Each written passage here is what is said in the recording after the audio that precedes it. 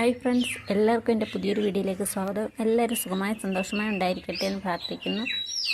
നമ്മുടെ ടെറസ് ഗാർഡനിലെ കടലാസ് ചെടികളാണ് ഇപ്പോൾ കണ്ടുകൊണ്ടിരിക്കുന്നത്. പല കളറുണ്ട്. ഇതെല്ലാം വെറൈറ്റി ആയിട്ടുള്ള കടലാസ് ചെടികളാണ്.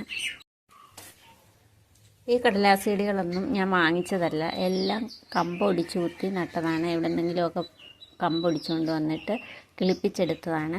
നല്ല ഭംഗിയാണ് ഈ കടലാസ് ചെടികൾ പൂത്ത് നിൽക്കുന്ന കാണാൻ. ഒരു വർഷമായതും 2 വർഷമായതും ഒക്കെയാണ്. ഒരു വർഷമായതൊക്കെ വലിയ പൂക്കളൊന്നുമില്ല.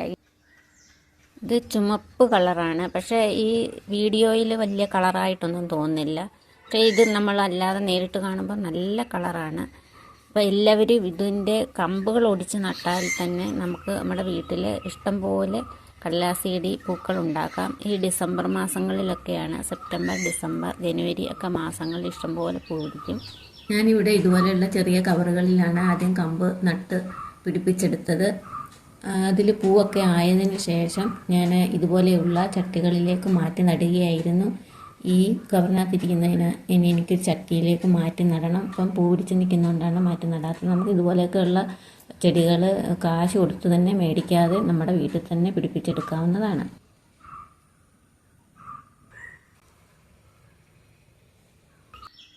ഇവിടെ 4-5 കളറ് കടലാസ് ചെടിയുണ്ട്. വയലറ്റ്, റോസ്, മഞ്ഞ. വയലറ്റിൻ്റെ തന്നെ 2 കളറുണ്ട്. പിന്നെ നല്ല ചുമപ്പ് കളറുണ്ട്, ഇളം ചുവപ്പുണ്ട്. പിന്നെ ഈ കാണുന്ന റോസ് കഴിഞ്ഞ ആഗസ്റ്റ് മാസമൊക്കെ കഴിഞ്ഞപ്പോഴേ പൂ പിടിച്ചു. ആദ്യമേ പൂ പിടിച്ചു. ഇപ്പോൾ ഇത് പൂവില്ല. പക്ഷേ ഇത് നിറച്ച് പൂ പിടിച്ച് നിൽക്കുന്ന ഫോട്ടോയാണ് ഈ കാണുന്നത്. നിറച്ച് പൂവുണ്ടായിരുന്നു, ഇല പോലും കാണാത്ത രീതിയിൽ. ഇപ്പോൾ ഇതിൽ പൂവില്ല. ബാക്കി എല്ലാ ചെടിയിലും ഇപ്പോൾ പൂവുണ്ട്. ഇത് ഓഗസ്റ്റ് സെപ്റ്റംബർ മാസത്തിൽ പൂവിട്ട് നിൽക്കുന്ന രംഗമാണ്. അന്ന് ഞാൻ എടുത്തു വെച്ച വീഡിയോ ആണിത്. നല്ല സൂപ്പറായിട്ടില്ലേ?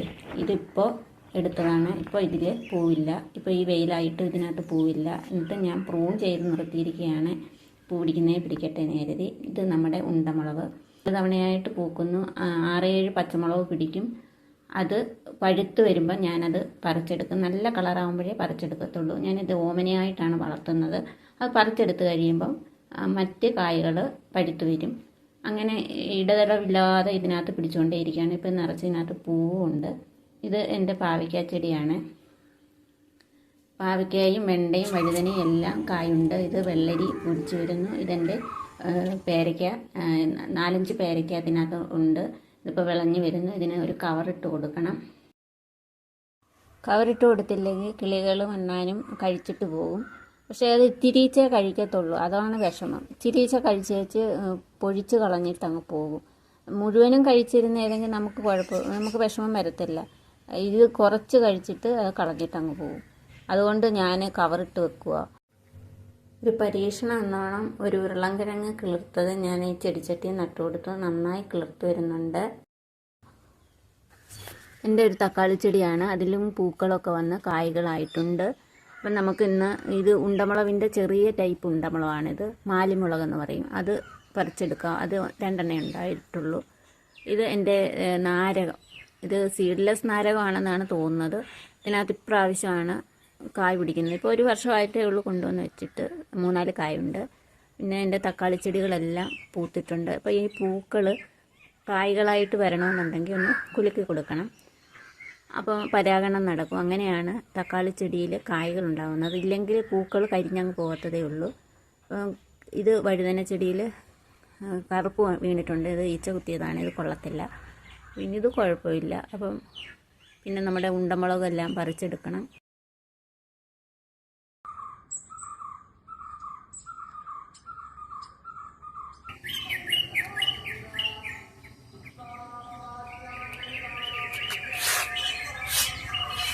ഞാനിവിടെ വീഡിയോ എടുക്കുമ്പോഴെല്ലാം കിളികളുടെയും അണ്ണാൻ്റെയൊക്കെ ശബ്ദ കോലാഹലമാണ്. അവർ പ്രതിഷേധിക്കുവാണ് ഞാൻ ഇതൊക്കെ പറിച്ചെടുത്തുകൊണ്ട് പോകുന്നത്. അവരുടെ തീറ്റ സാധനങ്ങൾ അതിനുള്ള പ്രതിഷേധമാണെന്നാണ് തോന്നുന്നത്.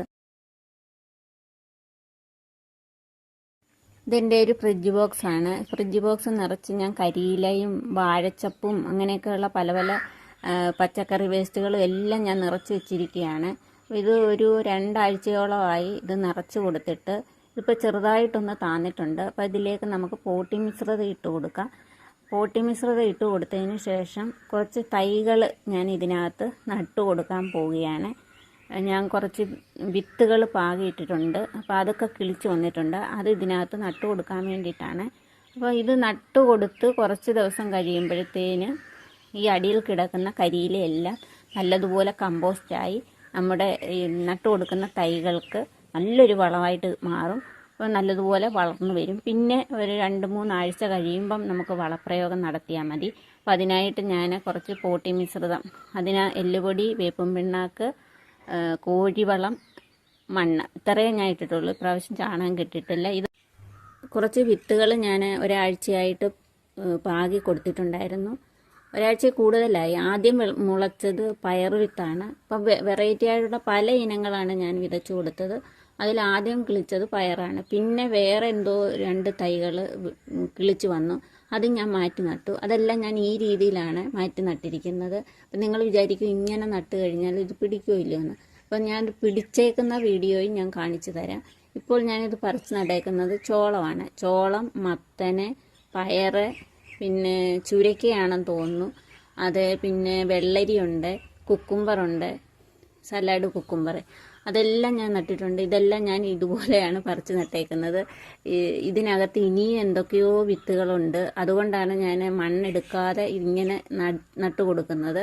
അപ്പം നമുക്കിതൊന്ന് കിളിർക്കുമോ എന്നറിയാം. ഞാൻ ആദ്യം പയർ നട്ടി കൊടുത്തിട്ടുണ്ടായിരുന്നു. അതെല്ലാം കിളിർത്ത് വന്നിട്ടുണ്ട്. അപ്പോൾ ഇതൊന്ന് കിളിർത്ത് വരാൻ നിങ്ങളും പ്രാർത്ഥിക്കണം. അപ്പോൾ ഇത് എന്തിൻ്റെയൊക്കെയാണ് എന്നുള്ളതൊക്കെ നമുക്ക് നോക്കാം. ഇതിന് നമ്മൾ നട്ടു കൊടുത്തതിന് ശേഷം ഇച്ചിരി സിഡോമോണസ് കലക്കിയ വെള്ളം ഒഴിച്ചു കൊടുക്കുന്നത് നല്ലതാണ്. അല്ലെങ്കിൽ ഈ തൈകൾ സിഡോമോണസിൽ മുക്കിയിട്ട് 15 മിനിറ്റ് കഴിഞ്ഞ് നട്ടു കൊടുത്താലും മതി. അപ്പം ഇന്ന് എൻ്റെ അടുത്ത് സിഡോമോണസ് ലൈനേ ഇല്ല. ഞാൻ നേരത്തെ നട്ടു കൊടുത്തതിനൊക്കെ ഇട്ട് കൊടുത്തിട്ടുണ്ട് അങ്ങനെ സിഡോമോണസ്. ഇപ്പം കുറച്ചാളുകൊണ്ട് എൻ്റെ അടുത്തില്ല. ഞാനിവിടെ വെറും വെള്ളമാണ് ചെടികൾക്ക് ഒഴിച്ചു കൊടുക്കുന്നത്. രാവിലെയും വൈകുന്നേരവും നന അത്യാവശ്യമാണ്. കാരണം അത്രയ്ക്ക് മാത്രം ചൂടാണ്. ഇത് തണലത്തേക്ക് മാറ്റി വെക്കണം വെള്ളം ഒഴിച്ചു കൊടുത്തതിന് ശേഷം. ഇതിപ്പോൾ നല്ല ഭാരമുള്ള സ്റ്റാൻഡ് ആയതുകൊണ്ട് ഞാൻ ഇതിൻ്റെ മുകളിലേക്ക് ചണച്ചാക്കാണ് വിരിച്ചു കൊടുക്കുന്നത്. ചണച്ചാക്ക് ഇട്ടതിന് ശേഷം ഇത് തൈകൾ മുകളിലേക്ക് ഒന്ന് വേരുറച്ച് മുകളിലേക്ക് വരുമ്പോഴത്തേന് ചാക്കൊക്കെ മാറ്റി കൊടുക്കാം കുറച്ച് ദിവസങ്ങൾക്ക് ശേഷം. അതിനുശേഷം ഇത് കിളിർത്ത് വരുമ്പോൾ നമുക്ക് വളമൊക്കെ വീണ്ടും ചെയ്ത് കൊടുക്കണം. അപ്പോൾ ഇതുപോലുള്ള ഫ്രിഡ്ജ് സ്റ്റാൻഡ് വാങ്ങിച്ചു കഴിഞ്ഞാൽ നമുക്ക് ഇതുപോലെയുള്ള ചെടികളൊക്കെ ഒരുപാട് ചെടികൾ ഇതിനകത്ത് നട്ടു കൊടുക്കുക. ഇത് എൻ്റെ പയറ് ചെടി ഞാൻ മാറ്റി നട്ടത് എന്ന് പറഞ്ഞില്ലേ, അതാണ്. മാറ്റി നട്ടത് കിളിർത്ത് വന്നിട്ടുണ്ട്. അതിന് ശേഷമാണ് ഞാൻ ഇന്ന് നട്ടു കൊടുത്തത്. ഇതെന്തിൻ്റെ ചെടിയാണെന്ന് അറിയത്തില്ല. കൂട്ടുകാർക്ക് ആർക്കെങ്കിലും അറിയാമെങ്കിൽ കമൻറ്റ് ചെയ്യണേ. വിത്തുകളെല്ലാം ഞാൻ ഒരുമിച്ചാണ് ചട്ടിയിൽ വിതറി കൊടുത്തത്. അത് കിളിർത്ത് വന്നത് പലപ്പോഴായിട്ടാണ്. ഈ ചെടികൾ ആദ്യം കിളിർത്ത് വന്നു. ഇത് ആദ്യം ഞാൻ നട്ടു കൊടുത്തത്. ഇത് നിത്യവഴുതനയാണെന്ന് തോന്നുന്നു. ഒരാഴ്ചയായി മാറ്റി നട്ടിട്ട് കിളിർത്ത് വന്നിട്ടുണ്ട്. അപ്പോൾ ഇന്നത്തെ വീഡിയോ നിർത്തുകയാണ്. ഉപകാരപ്രദമായി തോന്നുകയാണെങ്കിൽ ഷെയർ ചെയ്യാനും കമൻറ്റ് ചെയ്യാനും ലൈക്ക് ചെയ്യാനും മറക്കരുത്. സബ്സ്ക്രൈബ് ചെയ്യാതെ കാണുന്ന കൂട്ടുകാരെങ്കിലും ഉണ്ടെങ്കിൽ ഒന്ന് സബ്സ്ക്രൈബ് ചെയ്ത് പ്രോത്സാഹിപ്പിക്കണേ. വീണ്ടും മറ്റൊരു വീഡിയോയുമായി കാണാമെന്ന ശുഭപ്രതീക്ഷയോടെ bye. Thank you for watching.